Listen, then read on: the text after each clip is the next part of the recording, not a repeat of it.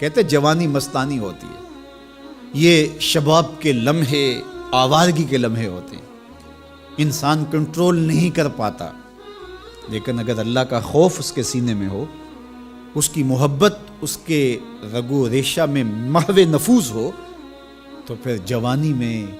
توبہ کرنے والے اور جوانی میں اللہ کی رضا جوئی کے لیے کوشاں ہونے والے اللہ کی خاص رحمتوں اور کرم نوازیوں سے مالا مال ہوتے ہیں۔ ارشاد فرمائے ان شبابہ فیما ابلاہ، جوانی کے بارے میں پوچھا جائے گا کہ جوانی کہاں بسر ہوئی۔ بعض نے یہاں ان جسدہ فیما ابلاہ، ابن حبان نے اور امام ترمذی نے جو حدیث روایت کی ہے اس میں یہ لفظ بیان کیے ہیں کہ جسم کے بارے میں سوال ہوگا، یعنی جسم کے ایک ایک عضو سے پوچھا جائے گا۔ تم سے پوچھا جائے گا تمہارے ہاتھوں نے کیا کیا، تمہاری آنکھوں نے کیا کیا،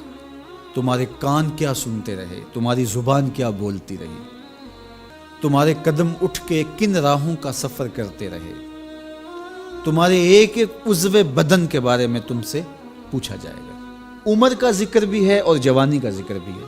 تو جب عمر کے بارے میں پوچھ لیا گیا تھا تو پھر جوانی کا الگ سے کیوں پوچھا گیا؟ تو کہا کہ جو جوانی ہے یہ عمر کا خلاصہ ہے، اور عمومی طور پہ گناہ کی زندگی جوانی کی زندگی ہوتی ہے، اور جس نے جوانی کو سنبھال لیا اس کا بڑھاپا بھی خوبصورت ہو گیا، اور جو جوانی کو سنبھال نہ سکا تو اس کے پلے پھر باقی بچا ہی کیا۔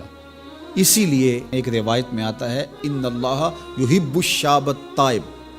اللہ تعالیٰ جل شانہ توبہ کرنے والے جوان سے بہت زیادہ محبت فرماتا ہے۔ نوجوان شخص جب توبہ کرتا ہے خوشی سے اللہ کا عرش بھی جھومنے لگتا ہے، فرشتے بھی آفریں آفریں کرنے لگتے ہیں، یہ کون شخص ہے؟ تو جوانی کی توبہ اللہ کو بہت محبوب ہے، اسی لیے ارشاد فرمایا گیا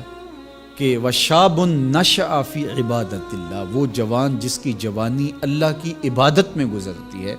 کل قیامت کے دن جب کوئی سایہ نہیں ہوگا اللہ اس جوان کو اپنے عرش کا ٹھنڈا سایہ عطا فرمائے گا۔ تو جوانی کو سنبھال کے رکھنا، یہ پوچھا جائے گا کہ تو نے جوانی کیسے گزاری۔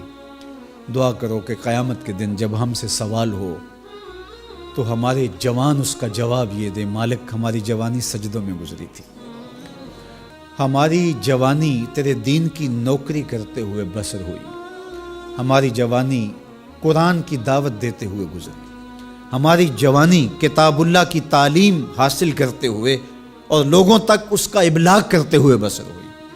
ہماری جوانی شرم و حیا کے دائروں میں بسر ہوئی، ہماری جوانی تیرے ذکر میں، تیری یاد میں، تیری محبت میں بسر ہوئی۔ تو وہ جوان جس کی جوانی اللہ کی یاد میں بسر ہوئی ہوگی تو پھر وہ اللہ کو عرض کرے گا کہ مالک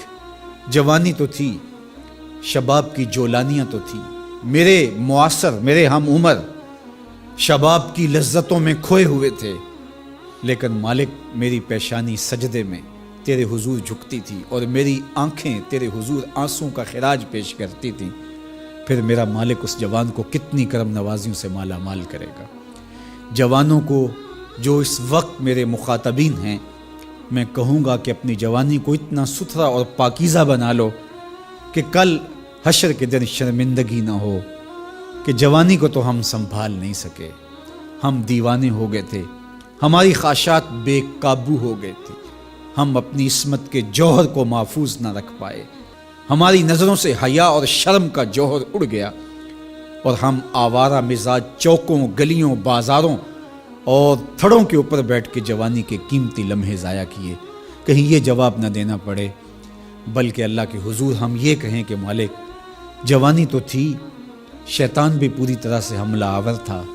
لیکن ہمیں تیرے محبوب علیہ السلام کے فرامین یاد تھے، اس لیے جوانی تیری محبتوں کے سائے میں بسر ہو۔